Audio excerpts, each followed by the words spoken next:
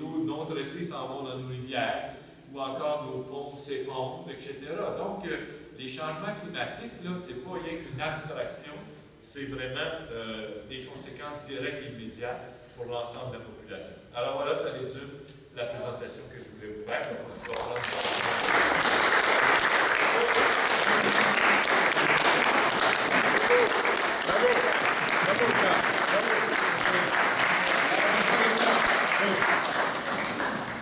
Alors, je vois que ce n'était pas les bonnes nouvelles par le visage, pas comme celles qu'on a entendues au début, mais c'est peut-être intéressant quand même que vous puissiez poser des questions. C'est des choses, c'est pas des notions toujours simples, les questions juridiques, mais quand même, c'est important d'être à l'aise minimalement, d'être capable d'en parler à nos voisins, peut-être créer des comités pour faire en sorte qu'on soit de plus en plus nombreuses et nombreux à réagir et à dire qu'effectivement, c'est pas ça qu'on veut comme société. Alors, des questions. Oui, monsieur. Pour moi, c'est évident, puis peut-être vous corrigerez. D'après ce que je vois, c'est un déni de tout le fondement légal de notre société.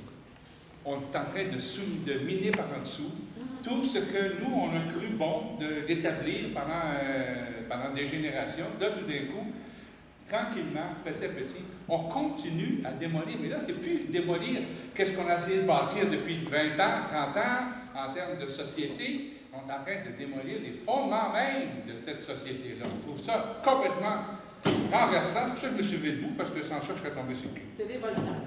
C'est ça. Alors, c'est un cri du cœur, je pense, qui est partagé par plusieurs. Je vois ici, il y a une tente de Saint-Guillaume depuis tantôt. C'est déprimant. Je me sens aller en arrière.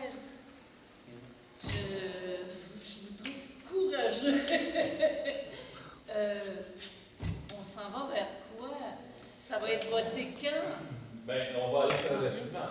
On a déposé ça le 7 juin, en espérant qu'on ne verrait pas passer pendant l'été parce qu'on a la tête ailleurs. On a fait la commission parlementaire au mois d'août. On a invité 27, des 30 groupes qui ont été invités étaient des groupes favorables. Les organisations citoyennes, le RVHQ n'a absolument pas été invité. On a fait des pieds et des mains pour être invités. On n'a jamais été invité. Alors, ça indique cette semaine, on a adopté le principe du projet de loi en première lecture. Donc là, la deuxième lecture va se passer quelque part au mois d'octobre, vraisemblablement, dans le courant du mois d'octobre, et avec une adoption peut-être sous le bâillon, quelque part en novembre. Alors, on va très, très rapidement, parce que effectivement, l'effet que vous exprimez, un effet de ce qu'on appelle en sociologie un effet de sidération. Les gens sont sidérés d'apprendre que ce qu'on est en train de se faire passer. Bien, le gouvernement, il ne veut pas que ça existe, il ne veut pas que les citoyens réagissent, donc ils vont très, très, très rapidement. Moi, j'ai fait, c'est la 24e conférence aujourd'hui que je donne sur le sujet, et c'est toujours la même réaction un peu partout. Alors, l'enjeu, c'est est-ce que oui ou non, on va réussir à mobiliser la population suffisamment, comme Marc le disait, pour le faire en sorte que le gouvernement tourne de bord. C'est ça l'enjeu. C'est est-ce qu'on va être capable, dans le mois et demi qui vient, 2 mois qui vient, de mobiliser la population pour qu'on dise un non retentissant, suffisamment retentissant pour que les députés comprennent que s'ils adoptent ça, on ne les réélira jamais. Bien, c'est ça notre défi, nos enjeux actuellement. Madame derrière, vous avez levé la main? C'est une réflexion. Dans les fonds, je me dis comment peut-on pondre un torchon comme ça? Puis en plus de ça, je me dis combien ça va avoir coûté aux compagnies pétrolières pour faire pondre un projet de loi comme ça. Alors, on peut dire que les lobbyistes ont bien travaillé à ce moment-là. Hein? Monsieur, oui? Bon, moi, Richard, ce qui me renverse, là, c'est que je suis un grand lecteur de journaux. Bon, je ne m'attends pas à ce que le Journal de Montréal m'informe là-dessus. OK? Je ne m'attends pas à ce que le Journal de Montréal m'informe là-dessus. Mais les journaux qui, en général, sont assez crédibles, entre guillemets, Devoir et Presse, personne ne parle de ça. Personne ne dit des choses comme ça. Il n'y a personne qui a fait d'analyse, il n'y a personne qui est allé à la commission parlementaire, il n'y a personne qui nous parle de ça. C'était un vide total. J'en reviens pas. Même l'autre journal ne peut pas nous informer là-dessus. C'est urgent, c'est... Ça veut mobiliser le monde. Il faut faire. D'abord, on s'entend pour dire, avant-hier, je ne sais pas si vous avez vu à TV5, il y a une émission qui s'appelle, je pense que c'est Cash Flow. En tout cas, c'est une émission française, ça fait que ça mais c'était extraordinaire parce que c'est des enquêteurs très, très forts. Je l'ai écouté, moi. Ah bon, OK. Ils ont suivi un lobbyiste. Exactement. Et le lobbyiste, il a fait une pratique où j'écoutais ça, puis je disais, voyons, ça se peut pas que ça se rende jusque-là. Il réussit à convaincre un sénateur. Et les phrases qu'il lui dit de répondre quand on posait cette question, ce sont les phrases qui se trouvent dans le texte de loi. J'ai dit, ça se peut pas. Et là, je vois là, que c'est sûr et certain que toutes les phrases qui sont là, ils ont été visiblement fournies par ça. Moi, le truc maintenant, c'est de médiatiser. Et j'ai eu un flash tantôt absolument cynique, mais en même temps, je me demande si ça ne marcherait pas. C'est de créer un petit groupe fantôme pro la loi et de prendre chacun des articles. Comme moi, je trouve que la réhabilitation du site, là, 1 an, c'est bien trop long. Tu lui dis 1 mois et la compagnie, et là, tous les dommages reviennent au propriétaire qui doit être exproprié pour qu'il puisse. Je pense qu'il faudrait caricaturer à un tel point tellement fou que là, de voir que la presse, d'après moi, ils vont dire, hey, il va falloir qu'on aille checker ça, on va téléphoner à M. Langevin pour comprendre pourquoi il s'est rendu à conseiller des choses de même. Non, mais je fais des blagues, mais il va falloir trouver un truc médiatique parce que je suis exactement comme René. Je me tiens, je savais que cette loi-là était un petit peu élevée, mais pas un petit peu élevée, c'est une catastrophe nationale. C'est plus facile de bloquer l'oléoduc parce que c'est quelque chose de physique. Mais ça, là, oh là là, on vous écoute puis on dit, oh là là, il y a des années de recherche en arrière de ça, et le commun des mortels n'a pas accès. Donc, en toute modestie, on n'est pas de commun des mortels par rapport à ce problème-là, et nous n'avions pas accès à ça. Imaginez-vous donc. C'est un peu décourageant. Le commentaire que je dirais, c'est que, en fait, le gouvernement a avancé masqué, au sens suivant. Au sens que quand on prend tous les petits faits les uns après les autres, puis on les enligne, tu sais, les subventions, les lignes directrices provisoires, le RPEP, tu sais, là, si on regarde ça, l'inversion de la ligne 9 Binnen Bridge, puis ensuite le lien avec le pipeline, ça, il faut que je vous en parle, c'est très, très important, il y a un lien entre le pipeline. Pourquoi?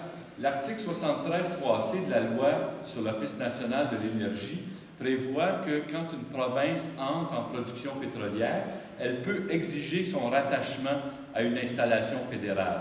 Alors, le oui du gouvernement du Québec à Énergie-Est, à mon avis, qui est inévitable, il passe par le fait que, oui, mais là, on est en pleine production pétrolière en Gaspésie, et là, on ne transportera pas des millions de barils de pétrole par camion.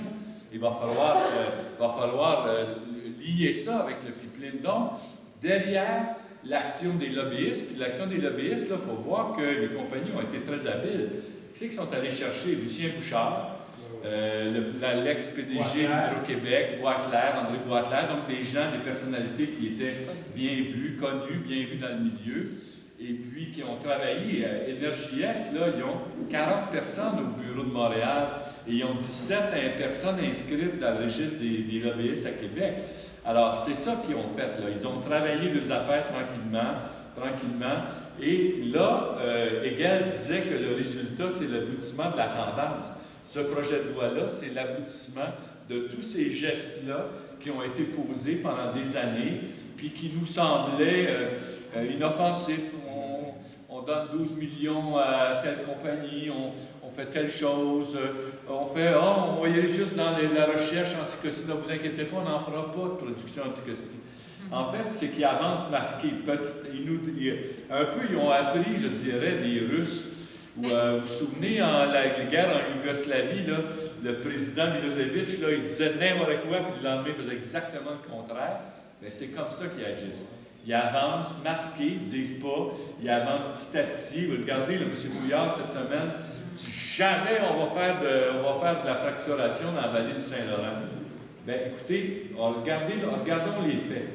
Vous êtes une compagnie, vous avez obtenu un permis de recherche, vous avez dépensé de l'argent, puis après ça, vous rencontrez toutes les exigences réglementaires et de la loi, puis on va vous dire non à la production.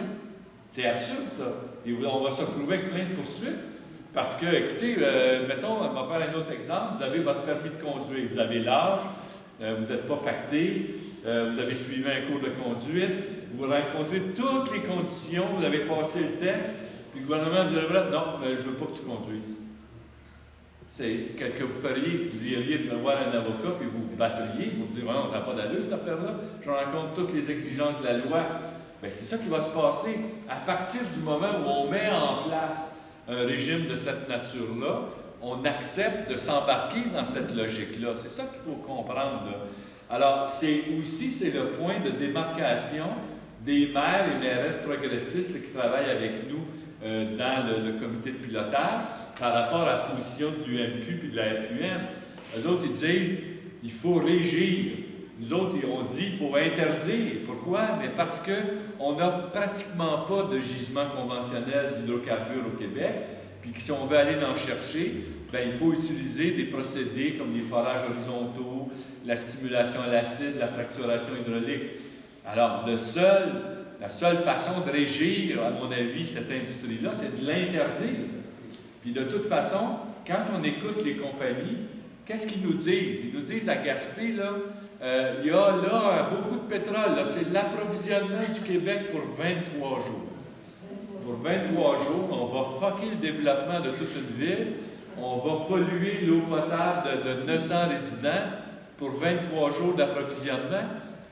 C'est quoi la logique dans toute cette histoire-là? Puis là, si on construit les infrastructures, parce que le puits de Bourque, là, pour emmener les hydrocarbures vers le Gaspé, on parle maintenant de créer un pipeline.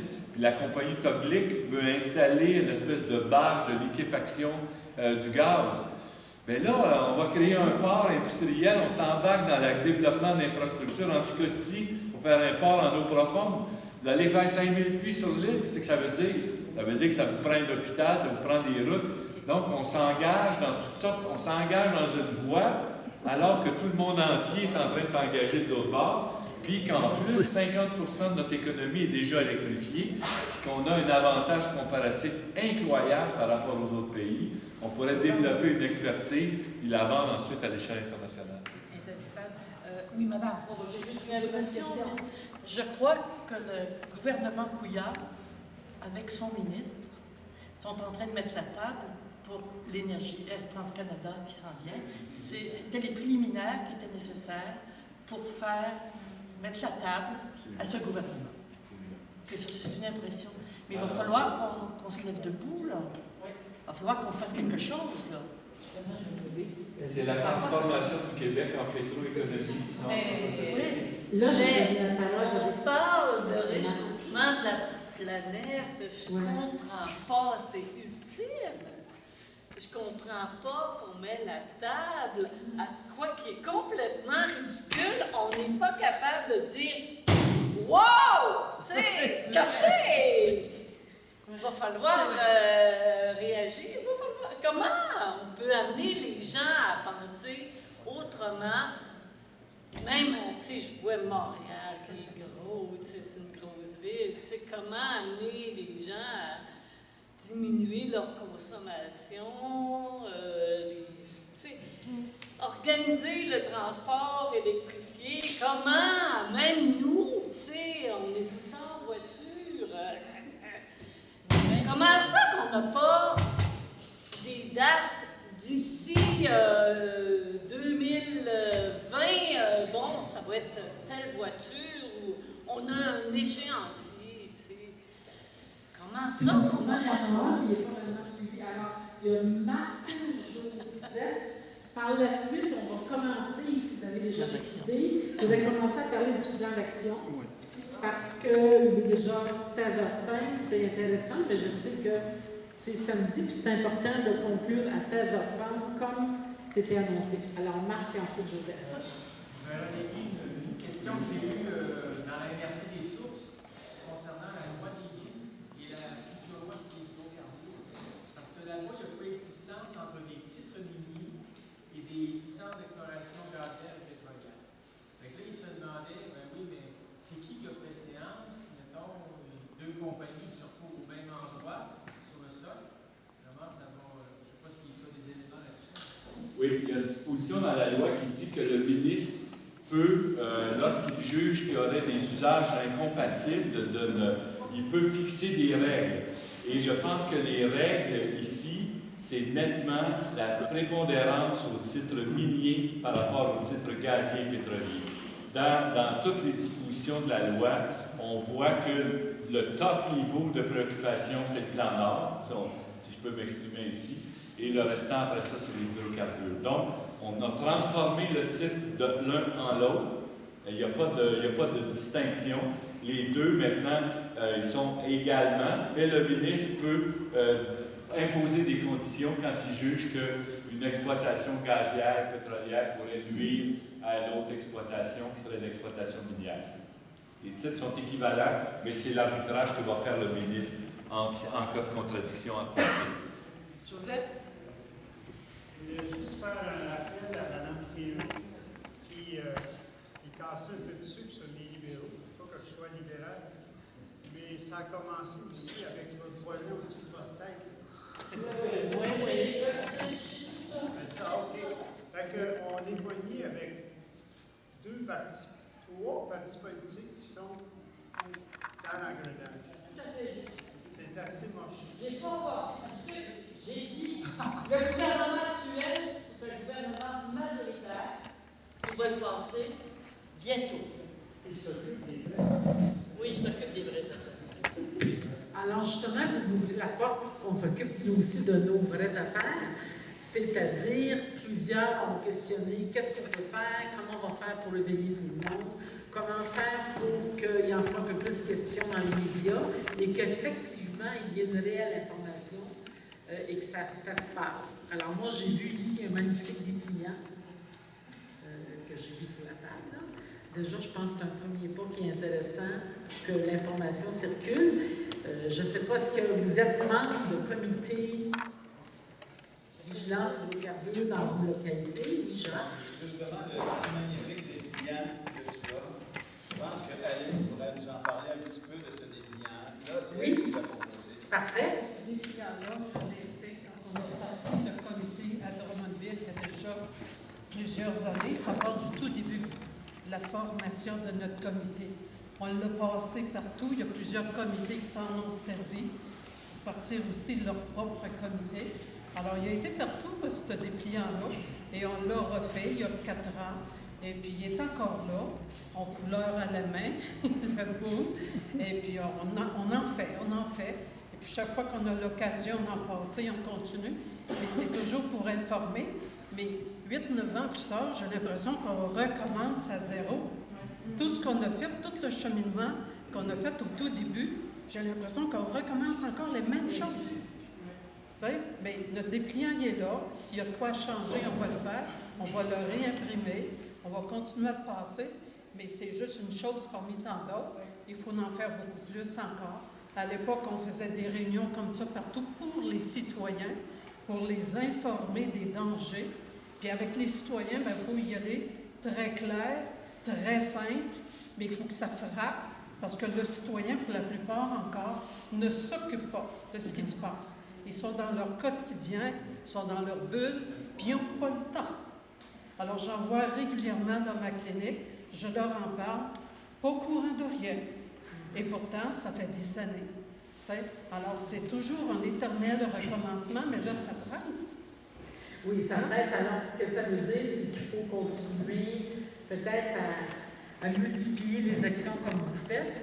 Et j'ai une idée comme ça, mais peut-être que c'est possible que vous repreniez, fassiez des petites réunions avec des voisins, des gens dans votre comité de loisirs, je ne sais pas quoi, la FADOC, il y a plein d'activités, il y a plein d'organismes pour peut-être passer des bouts de conférences et en discuter avec les personnes. Ça ne veut pas dire que vous êtes obligé d'avoir les réponses à toutes les questions, vous pouvez les noter, les questions qui vous embêteraient, puis aller chercher la réponse ultérieurement. Mais ce qui est important, c'est effectivement ce que vous dites. Il faut que les gens soient informés et qu'on arrive